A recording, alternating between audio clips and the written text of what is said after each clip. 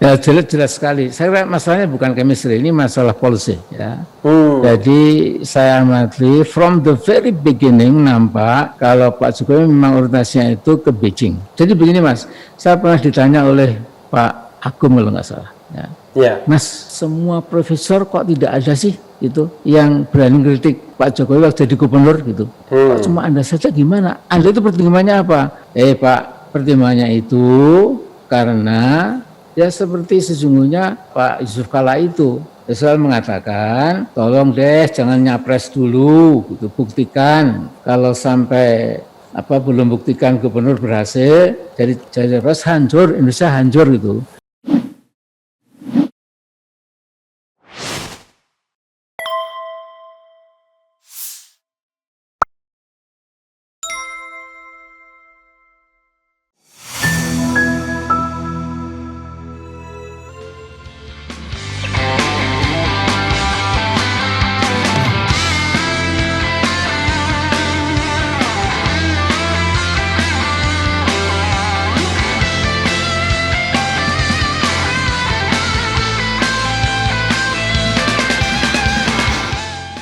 Ya, assalamualaikum warahmatullahi wabarakatuh, sobat RH sekalian. Jumpa lagi dalam channel yang keren ini, keren cadas.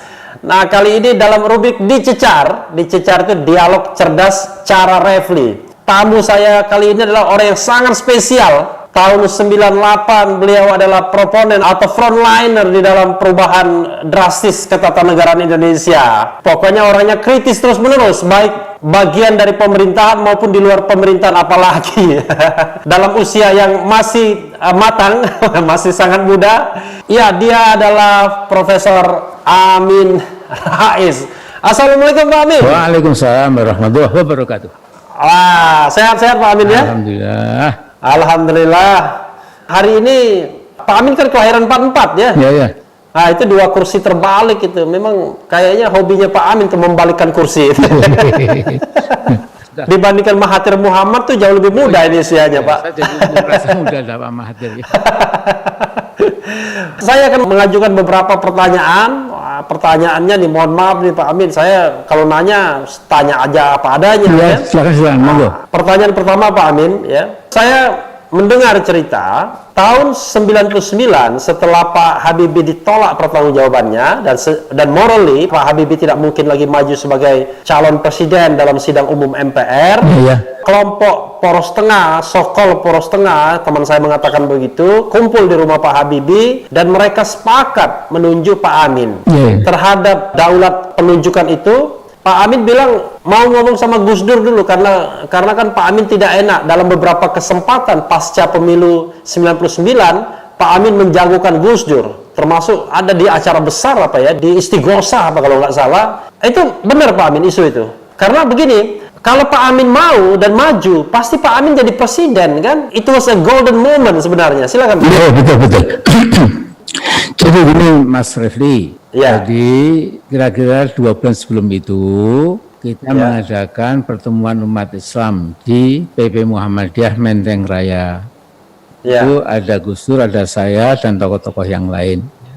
Kemudian waktu itu saya mengatakan, saudara sekalian, para hadirin, jadi di gedung Muhammadiyah ini saya akan akan menyatakan bahwa Poros Tengah itu akan mencalonkan Gus Dur sebagai presiden.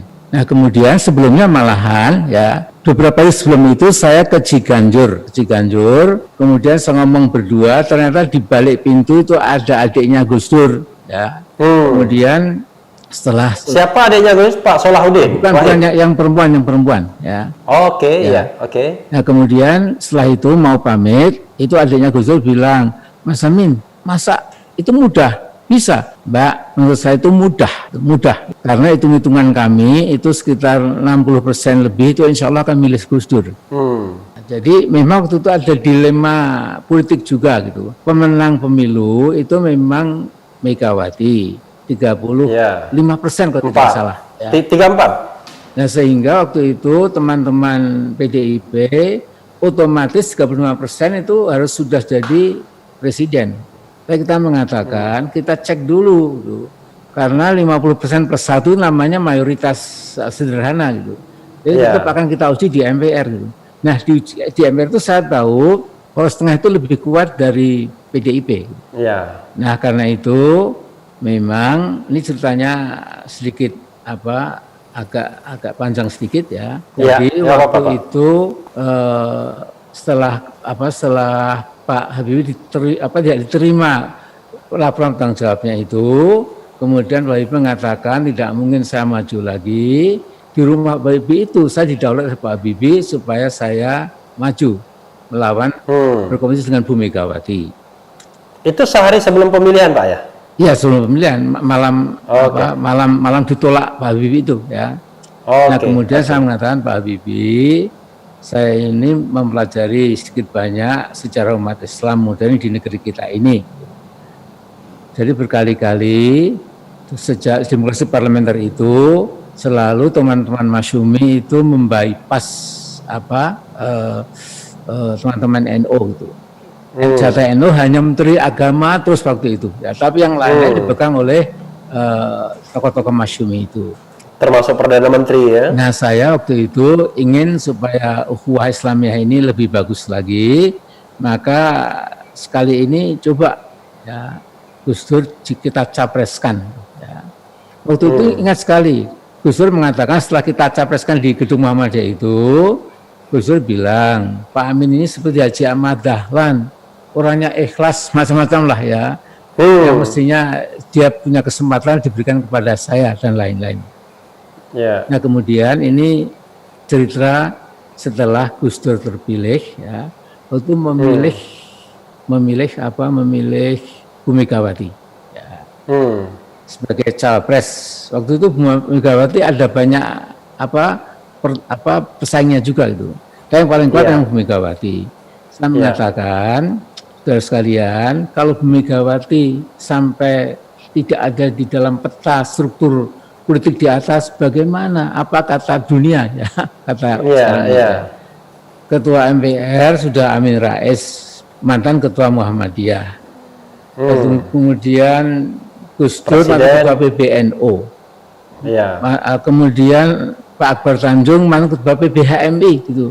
Sudah hijau semua gitu Mas ya. Nah, kemudian saya katakan andai kata dipilih pun sebagian besar memilih Bu Megawati. Akhirnya Bu Megawati menang ya. Ya. Kemudian itu selawatan untuk pertama kali di MPR ada selawatan di waktu itu. Salatullah ya.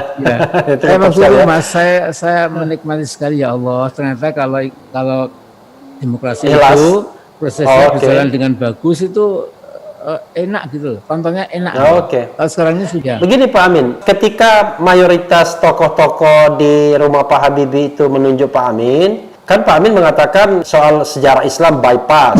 Tapi yang informasi yang saya dengarkan, Pak Amin mengatakan nggak enak sama Gus Dur karena sudah menjagokan Gus Dur. Ya memang Mas. Ya.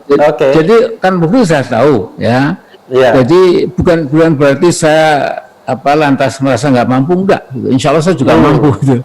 Cuma waktu itu kesan saya mencuri di tikungan itu, sementara 10 hari sebelumnya saya sudah disumpah oleh Mahkamah Agung, ya, sehingga saya dengan Pak Habibie dan beberapa yang lain beri saya waktu untuk telepon ibu saya. Saya jam 3 pagi saya telepon, beliau dengan tenang mengatakan, Amin, saya lihat di televisi itu kamu sudah disumpah di bawah Al-Quran sebagai ketua MPR untuk 5 tahun, ya. Jadi kaplingmu, jadi kafling ya, orang Belanda kaflingmu itu di MPR untuk 5 tahun. Biarkan kafling presiden diambil yang lain, kan kamu jagoan Gus Dur. Ya Bu, samina wa ta'na. Ini saya bilang Pak Habibie, the game is over. Ya. Tapi ada cerita yang nggak ada di Quran.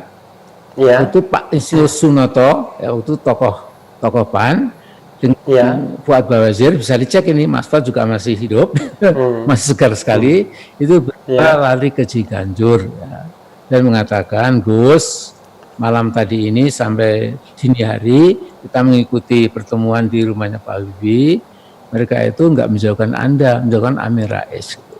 Tapi Gus Dur dengan tenang, enggak, Mas Amin sudah menjauhkan saya kok, apa kata Pak Amin saja, itu. Jadi yang terjadi sudah terjadi Mas.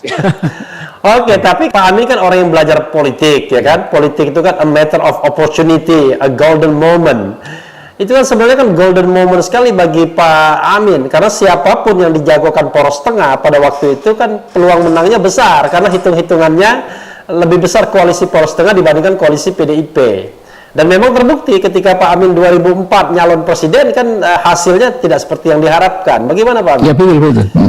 Jadi mungkin yang tidak disadari oleh sebagian orang, mungkin sebagian banyak orang, Ya. Saya selalu mengedepankan pertimbangan moral itu loh, ya. Moral itu dari agama, ya. There is no law without morality, there is morality without religion, ya. Jadi, agama itu adalah dasarnya moralitas itu atau etika itu. Iya.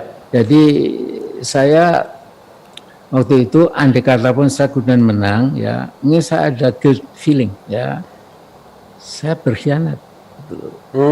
Tetapi sesungguhnya Mas, ya, itu Mas Dawam dan Mas Sasono itu betul-betul Mas Amin jangan dilepaskan tentang pesantren, tentang teman-teman itu. Kami berdua sangat dekat, kami akan yakinkan. No. Ya, saya sudah beritahu ibu saya, sudah selesai gitu, ya. Saya akan menjalani sebagai ketua MPR selama 5 tahun gitu, dan alhamdulillah seperti dikatakan oleh banyak kalangan waktu jadi ketua MPR juga semua smooth, ya. Ketua MPR legendaris, ya, apapun lah ya, tapi sudah selesai, sudahlah begitu ceritanya Mas Refli. Tapi kemudian orang merasa heran pastinya, ini kan untuk refresh generasi muda Pak Amin. Pak Amin juga yang mempelopori penjatuhan Gus Dur atau pemakzulan Gus Dur itu. Kan orang lihat di televisi ya, Pak Amin yang kemudian sepertinya memberikan karpet merah kepada Bu Mega untuk menggantikan Gus Dur. Silakan Pak Amin. Ya, jadi itu sangat-sangat sederhana. Ya. Jadi kami kirimkan surat peringatan yang pertama pada Gus Dur. Ya. Yang saya ketemu dengan Gus Dur, Gus, surat peringatan ini tidak akan diikuti oleh memorandum yang kedua kalau Anda tidak selalu bicara yang kadang-kadang di telinga orang mengagetkan. Ya. Misalnya Gus Dur mengatakan itu bendera Irian Barat, bendera Papua, bintang Kejora boleh dikibarkan asal tidak sama tinggi dengan merah putih. Ya. Kemudian Gus Dur mengatakan kalau Aceh mau lepas ya silahkan, toh masih banyak provinsi di samping Aceh. Seperti ini Gus, itu kadang-kadang mengagetkan.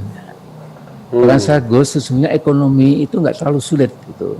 Oh Pak Amin ngomong langsung sama Gus Dur? Jadi Gus Dur ini kalau antum itu tenang saja, roda ekonomi berputar terus, insya Allah pelan-pelan akan pulih gitu.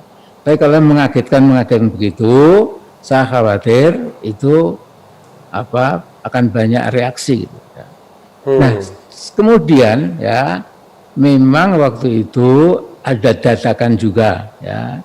Jadi ada yang namanya saya sudah lupa nih. Kan buat saya itu sesuatu yang sudah selesai gitu ya. Jadi ada tuduhan memanfaatkan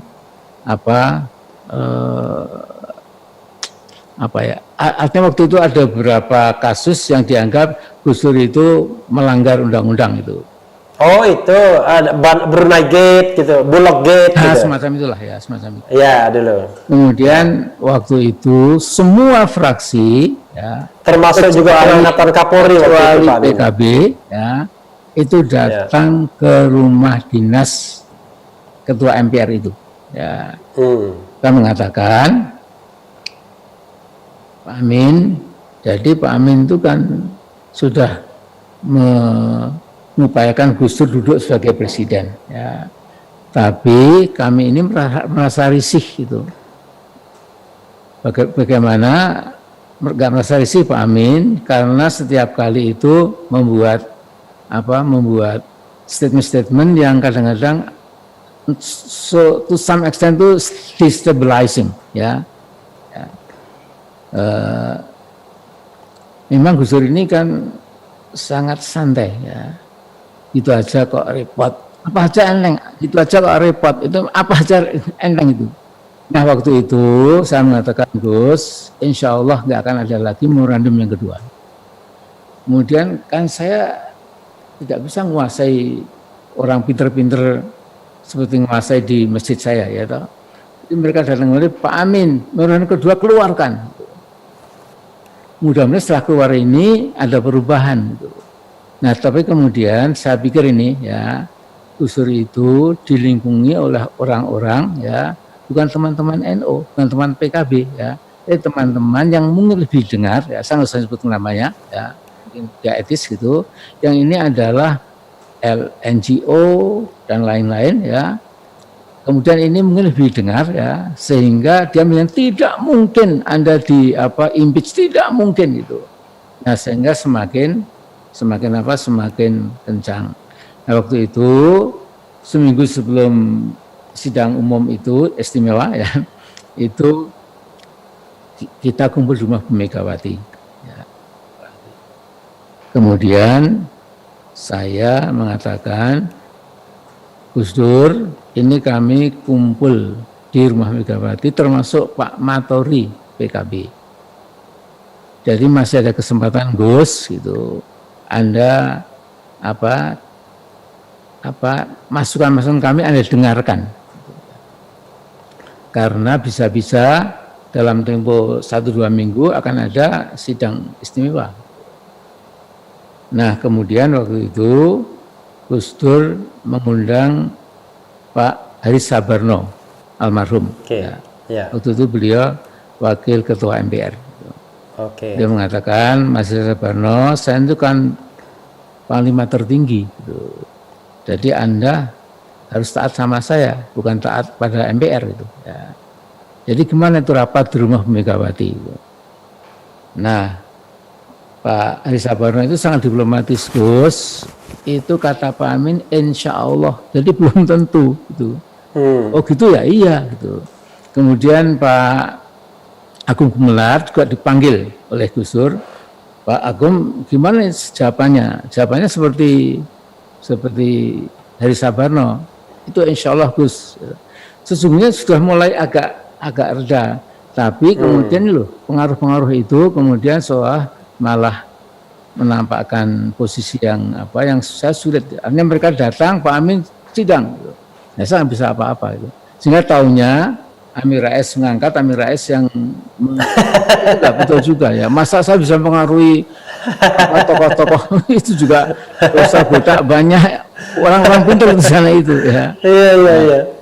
Ya tapi kan di etalase kan Pak Amin yang terlihat, ya, gitu. Makanya orang pegang palu ya. Dan Pak Amin, tadi kan flashback ya. Tapi saya mau flashback sedikit juga nih sebelum saya ngomong tentang partai baru ini. Flashbacknya begini, Pak Amin ini kan orang yang frontliner dalam menumbangkan rezim Orde Baru ya tahun 98. Tidak ada tokoh yang lebih terkenal dibandingkan Pak Amin pada tahun 98 sebagai pemimpin dari reformasi menumbangkan rezim otoritarian Orde Baru. Tapi kok dua perhelatan pemilu itu malah mendukung Prabowo. Alasannya gimana Pak Amin? Silakan. Ya, jadi kan itu kan kursi Mas ya. Jadi 8 kursinya cuma 48 apa itu. Rasanya menampilkan Capres juga tidak nendang lah istilah anak itu ya. Nah, kita bergabung dengan kekuatan yang kira-kira lebih kurang sependapat dengan kita itu. Dan ketemunya Mas Prabowo gitu ya. Karena cuma tinggal 2 atau Pak Jokowi atau Pak Prabowo. Gitu. Masing-masing punya plus dan minus gitu ya. Secara kultural kan Solo dan Solo. Ibu Pak Amin kan di Solo kalau tidak salah ya. Pak Jokowi di Solo juga. Dan secara kultural kan lebih cocok sama Pak Amin dari sisi kultural. Pak Prabowo kan separuh Jawa, separuh luar Jawa. Ya, tapi kok gimana? Kayaknya chemistry nggak jalan. Ya jelas sekali. Saya kira masalahnya bukan chemistry, ini masalah policy ya. Jadi saya amati from the very beginning nampak kalau Pak Jokowi memang orientasinya itu ke Beijing ya. Begitu dilantik itu negara yang dikunjungi pertama itu bukan negara tetangga, bukan itu kayak zaman Bung Karno. Kayak Bung Karno. Bung Karno itu kan Jakarta, Peking, Pyongyang. Ya, kemudian yang kedua saya mengatakan dengan tegas, ini kalau tol laut dikawinkan dengan obor ya, jadi jalan laut dan jalan sutra, jalan dan lautan itu seperti mengawinkan Siti Nurbaya dengan siapa itu? Siti Nurbaya sama Bahri, Samsul Bahri. Bukan, dengan Oh, Datuk Maringgi. Datuk Maringgi. Ya, Datuk Maringgi berkuasa, semua dikuasai gitu. Siti Nurbaya menjadi partner yang dieksploitasi. Jadi kalau mengatakan kita akan sejajar dengan obor itu tidak mungkin, Mas ya. Jadi obor sama apa tadi Pak Amin? Apa? Mengawinkan obor sama apa tadi? Dengan tol laut. Oh, tol laut. Iya. Tol laut. Enggak, saya khawatir mendengarnya agak salah tadi telinga saya. Saya mendengarnya tol laut ya. Oh, tol laut ya. Bukan tolol ya, bukan tolol, tapi tol laut. Oh, aduh, saya khawatir ngomongnya ya. Oke, silakan Pak. Nah, jadi itu Mas ya. Jadi memang saya melihat arahnya gitu. Nah, kemudian juga saya sudah, jadi begini Mas, saya pernah ditanya oleh Pak Agung kalau nggak salah ya. Mas, semua profesor kok tidak ada sih itu yang berani kritik Pak Jokowi waktu jadi gubernur gitu ya. Kok cuma Anda saja, gimana? Anda itu pertimbangannya apa? Pak, pertimbangannya itu karena ya seperti sesungguhnya Pak Yusuf Kala itu selalu mengatakan, tolong deh jangan nyapres dulu gitu, buktikan. Kalau sampai belum buktikan gubernur berhasil jadi nyapres, hancur Indonesia, hancur gitu. Itu Pak Kala nggak mengurai gitu. cuma pakai intuisi hancur gitu. Tapi kalau saya mengatakan bahwa jenjang-jenjang politik itu sebaiknya memang dilalui dulu ya. Dilalui. Nah, tapi kemudian kan rakyat kecil, mungkin rakyat kebanyakan dalam hal itu kesengsem ya. Karena kemudian masuk got, keluar, seperti sudah kemudian masuk ke sawah, berbahasa-bahasa dengan petani, kemudian yaitu carried away dengan itu, dan kemudian memang menangnya agak telak gitu ya. Itu konteks pemilihan DKI, gubernur DKI atau presiden? Menjelang presiden ya. Oh, menjelang presiden ya. Oke.